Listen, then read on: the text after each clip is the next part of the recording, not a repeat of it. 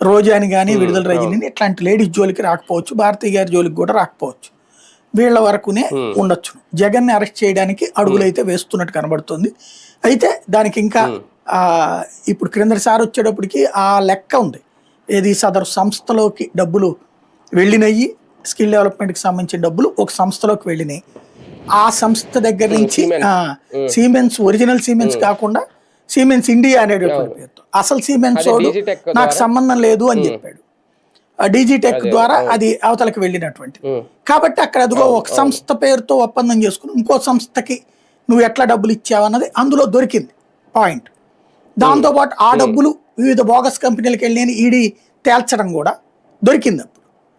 ఇప్పుడు మద్యం దాంట్లో ఈడీ ఇన్వాల్వ్మెంట్ లేదు.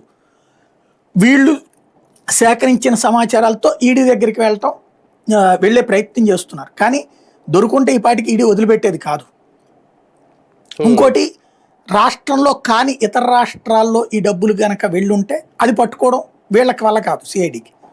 జస్ట్ ఇప్పుడు రాజకేశ్ రెడ్డి లాంటి వాళ్ళ ద్వారా ఏదో 4 పేర్లు చెప్పించే ప్రయత్నం చేస్తున్నారు.